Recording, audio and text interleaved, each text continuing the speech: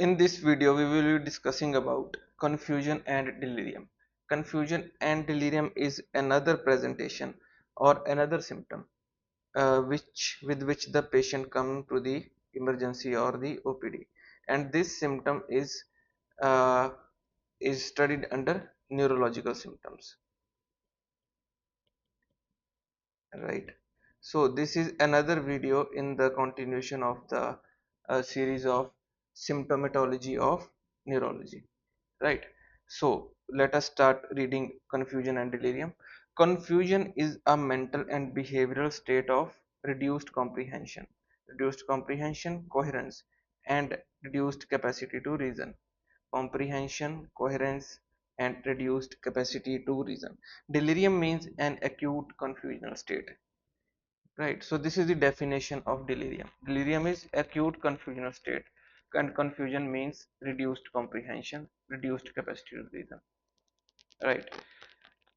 What are the clinical features of delirium? See, delirium is delirium is acute. So first and foremost requirement is acuteness of the illness. It is acute decline in cognition that fluctuates over hours or days. Acute, acute decline in cognition. The hallmark of delirium is a deficit of attention. So loss of attention is also there. Deficit of attention. Deficit of attention. Right. Associated symptoms like altered sleep-wake cycle, hallucination or delusion, mood changes, autonomic findings. Autonomic finding means heart rate variability and blood pressure instability. Delirium is a clinical diagnosis that is made only at the bedside. Very important to understand. It is a clinical diagnosis. Whatever tools we use to diagnose delirium at the bedside, they all are based on clinical sense. They are all are based on clinical examination and history taking. So delirium is just a clinical diagnosis. We do not have any lab test or imaging for that.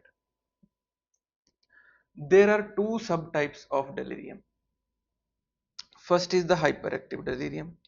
Second is the hypoactive delirium.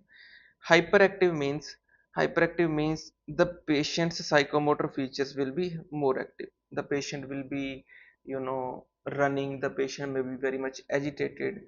The patient may be uh, thinking too much, and the patient uh, maybe means he's basically confused, and he is very active. He will be running around. He will be, very agitated in the bed. We will need constraints, like we will need to tie him to the bedside for him not to move, right? So this is kind of hyperactive presentation. So first type is hyperactive delirium, and the classical example of hyperactive delirium is delirium tremens. Delirium tremens is delirium associated with alcohol withdrawal, right? Delirium tremens is hyperactive delirium tremens. It occurs 72 hours after stopping alcohol intake in a patient who has alcohol use problem, right? So this is hyperactive delirium. Second is a hypoactive delirium. Hypoactive means when a patient eats lots of benzodiazepines, like he presents to you with benzodiazepine overdose or benzodiazepine poisoning. These patients are withdrawn, these patients are quiet, and these patients have prominent apathy and psychomotor slowing, right? Psychomotor slowing and prominent apathy. These patients are withdrawn and quiet. So these are two types of delirium: hypoactive and hyperactive. Cause of hyperactive is delirium tremens, and cause of hypoactive is benzodiazepine intoxication, among others also, but we have to remember these two for the sake of understanding. Now, risk factors. See, delirium must always be looked in a sense that it is a manifestation, or it is unmasking of some underlying subclinical or preclinical underlying neurological disorder, right? whenever there is some neurological disorder underlying which is not very much apparent, but the patient undergoes delirium on slight stress, for example, in infection, we must suspect that there is some underlying cognitive illness. The two most consistently identifiable risk factors are older age and baseline cognitive dysfunction. Older age and baseline cognitive dysfunction. Other predisposing factors are sensory deprivation, means if the patient is blind or the patient is deaf or dumb, right? In these scenarios, the patient is at more risk of developing delirium. Then, if the patient is immobile, the patient is suddenly put into the ICU and he will, not adapt to the surroundings and he will become delirious. Malnutrition is also a very common cause. Underlying medical or neurological illness is there, right? It is definitely a cause of delirium.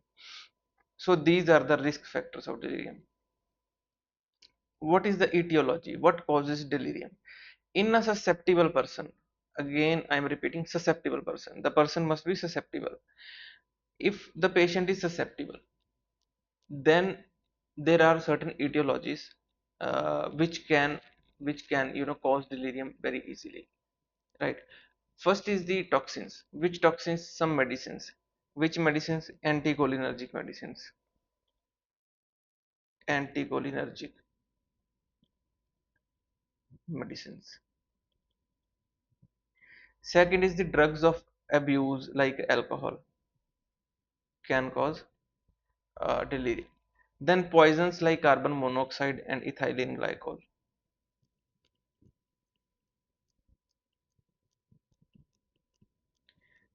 These toxins can cause delirium. Then is the metabolic conditions. What are metabolic conditions? Electrolytes like hyponatremia, hypo hyponatremia, hypocalcemia, right? Then hypercalcemia, hypernatremia, hypomagnesemia. These can cause uh, delirium. Then hypoglycemia, very common cause. You always have to check RBS when the patient presents to you with delirium in the OPD. Hypoglycemia and even hyperglycemia.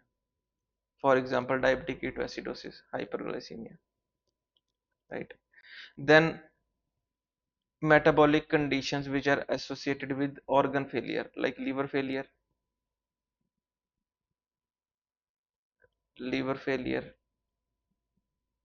and ARDS. These conditions can also cause delirium. Some infections are infamous for causing delirium like pneumonia and uh, and meningitis, which pneumonia legionnaires disease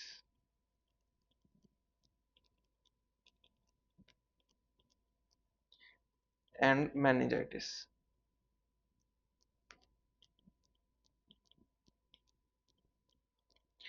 Endocrine conditions can also cause delirium. Which endocrine conditions? Thyroid conditions, hypothyroidism,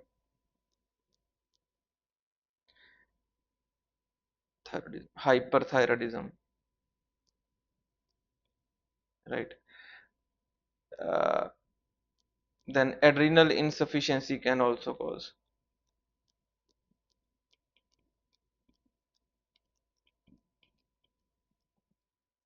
delirium. Cerebrovascular disorders like CVA can cause delirium. Cerebrovascular causes like hypertensive encephalopathy, right? Then ischemic strokes, CVA में ischemic strokes, hemorrhagic strokes, right? Then there can be global hypoperfusion. can also cause delirium. Autoimmune conditions like CNS vasculitis and cerebral lupus. CNS vasculitis and cerebral lupus can cause delirium. Seizure related disorders. Seizure related like GTCS. After GTS, the patient may be delirious for a while, for 1 day, for 2 days, and even up to 1 week. Intermittent seizure with prolonged post-ictal states.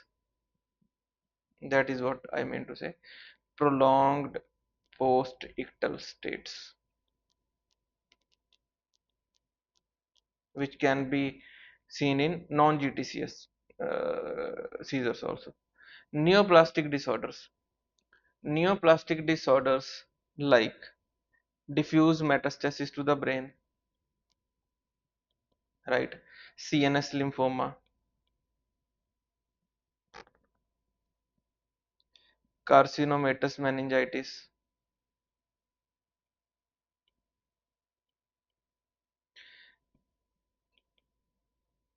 These conditions can cause delirium. All right. Pathogenesis. What is the pathogenesis? It is kind of interesting to know the pathogenesis of delirium. Multiple neurotransmitter abnormalities, pro-inflammatory factors, and specific genes, they likely play a role in the pathogenesis of delirium. Most important is deficiency of acetylcholine. Deficiency of acetylcholine is most common cause of, or most common uh, pathogenesis which is responsible for development of delirium. It is a key hormone or key neurotransmitter which is responsible for uh, delirium. Alzheimer's disease, dementia with Lewy bodies, and Parkinson disease. They are all associated with cholinergic deficiency, and we can very well see delirium in these patients. Sometimes increases in dopamine can also cause delirium. It is another pathogenesis. ठीक है. Deficiency of acetylcholine or increase in dopamine. Deficiency of acetylcholine or increase in dopamine can cause delirium. Some medicines which can decrease the acetylcholine or some medicine which can increase the dopamine can cause delirium. For example, delirium can develop in Parkinson disease when they are treated with dopaminergic medicines. Delirium can be viewed as a stress test for the brain, whereby exposure to known inciting factors such as systemic infection and offending drugs can unmask a decreased cerebral reserve and herald a serious underlying and potentially treatable illness. I hope you understand this line. This is very important line which tells us that delirium can happen very easily in a patient who is vulnerable, whose cerebral reserve is very less, right? In a patient whose cerebral reserve is very less, a simple infection can precipitate delirium. That is what is meant by this line. Approach to the patient with delirium. How do you approach? Because the diagnosis of delirium is clinical and it is made at the bedside, a careful history and physical examination are necessary in evaluating patients with possible confusional states. Screening tools that can be used are confusion assessment method. This is most commonly used or at the bedside. This is a screening tool. Nursing delirium screening scale, organic brain syndrome scale, delirium rating scale, ICU CAM, right? CAM ICU, it is also known as CAM ICU. It is applied to the patients who are in ICU because those patients cannot, probably though they cannot speak, they cannot respond to your commands. So you have to apply CAM ICU version. Delirium detection score. These are the other, methods or screening tools. which can be used to diagnose delirium. Then yes, what is CAM? I see. It is what is CAM? Confusion assessment method of diagnosing delirium. See, it has four features, and feature 1 and 2 plus either feature 3 or 4. These two are necessary and these two are optional. Plus minus this, right? So feature 1 and 2 must be there, and one out of either 3 or 4 must be there, plus either 3 or 4. Feature 1 is acute onset and fluctuating course. Illness has to be acute. Second is inattention. Third is disorganized thinking. And fourth is altered sensorium or altered level of consciousness. So these are the four features, and feature 1 and 2 must be present, plus either feature 3 or 4 must be present. So that is CAM method of CAM method of diagnosing delirium. History. Three most important pieces of history are, you have to stress on these three important points. First is patient's baseline cognitive function, very important. Time course of the illness, it must be acute, right? And current medicines, because medicines are responsible for delirium in some cases. So these three are the most important pieces of history. Patients with a more hypoactive, apathetic presentation with psychomotor slowing may be identified as being different from baseline only through conversation with family members. Right? We are talking about baseline cognitive function. How will you assess the baseline cognitive function based on the history? You will have to talk to the family members of the patient. They will tell you that okay, he had some neurological illness in the past, it was under treatment, so on and so forth. So this is one very important point that you have to consider in history. You have to ask the family members of the patient. Blessed dementia rating scale and clinical dementia rating, these are the tools which help us understand the which help us to assess the neurological decline or deterioration in the elderly, right? Neurological deterioration in the elderly. Baseline cognitive impairment is common in patients with delirium. Other important elements of the history are symptoms of organ failure, systemic infection, which often contribute to the delirium in the elderly. A history of illicit drug use like alcohol or toxins is common in younger delirious patients. So these are the three important points which tell us about the uh, previous history, which tells us about the current medicines and time course of the illness, right? So this is the three important points of history. On physical examination, you have to rule out the other organ involvement. The general physical examination in a delirious patient should include careful screening for signs of infection, such as fever, tachypnea, pulmonary consolidation, heart murmur, and meningitis.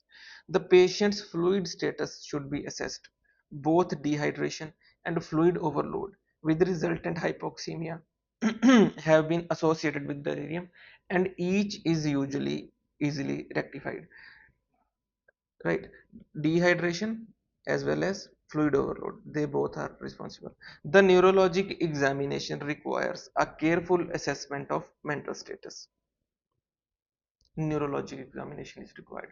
Patients with delirium often present with fluctuating course, therefore the diagnosis can be missed when one relies on a single point of evaluation. Right? We have discussed in CAM method of diagnosis of delirium that there is fluctuating course of illness. Means the patient may be normal at the daytime and patient may be delirious during the evening. So you have to examine the patient at both times, morning, afternoon, evening.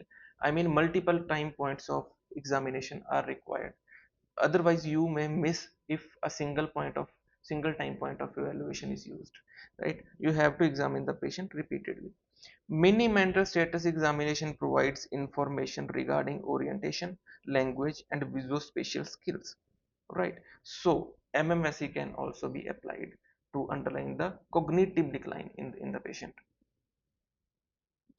Stepwise evaluation. You have taken history, you have done physical examination, you have applied various diagnostic tools. Now, what will you do next? Would you like to do some lab investigations? Yes, we should understand the evaluation of patient with delirium in a stepwise manner.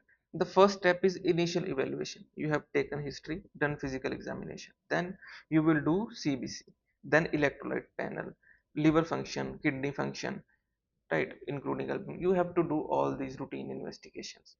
If you find something in these investigation, or you don't find something, then the evaluation is directed towards these first tier further evaluation.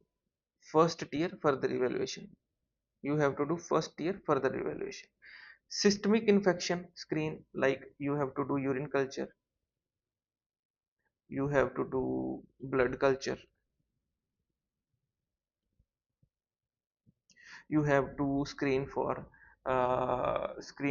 the routine infectious causes, which are often found in the depart in the OPD or in the emergency. Like you have to do for MP antigen test, you have to do Vidal test to rule out, you have to do dengue test to rule out acute causes of illness which are common in our area. Then urine culture, chest x-ray, blood culture, these are the systemic infection screens. Basically these are the part of systemic infection. Then you can do ECG, ABGs. ABG is very important, especially if the patient is in ICU. Serum and or urine toxicology screen, you have to do it. Suspected seizure related etiology, right? So these are the evaluations. Second tier further evaluation, vitamin levels, B12, folate, thiamine. Means if first tier further evaluation will always tell you something, and that will direct the investigations to the second tier further evaluation. Second tier, we are discussing here the vitamin B12, folate or thiamine levels, endocrine labs like TSH, free T4, cortisol, serum ammonia, ESR, autoimmune serologies like ANA, complement levels, PNK and CNK, paraneoplastic autoimmune encephalitis serologies, infectious serologies like RPR, fungal and viral serologies if high suspicion HIV antibody, lumbar puncture if not already performed, brain MRI with or without gadolinium. You have to do these investigations in second tier further evaluation. Now, how will you treat the patient with delirium? Management of delirium begins with treatment of the underlying inciting factor. That is the first and foremost priority. You have to treat the underlying infection, you have to treat the underlying illness. These treatments will often lead to prompt resolution. The patient will be normal within a day or two if you treat the underlying condition. But if we blindly target the symptoms and we start antibiotics, and we start other therapies, we start benzodiazepines without knowing the underlying etiology, that will only prolong the illness. So first of all, identification, then treatment. Relatively simple methods of supportive care can be highly effective. like like you can place a clock in the room of the patient. You can call the relatives of the patients, so that familiar faces, the patient encounters familiar faces rather than new faces every now and then, right? You can provide proper nutritional support. So these are the simple methods of supportive care. What is the use of benzodiazepines? Benzodiazepines can be used in a proven way when there is alcohol use disorder or alcohol withdrawal. Antipsychotics are not recommended because they are associated with increased mortality. How will you prevent the illness? How will you prevent delirium? Early diagnosis of precipitating conditions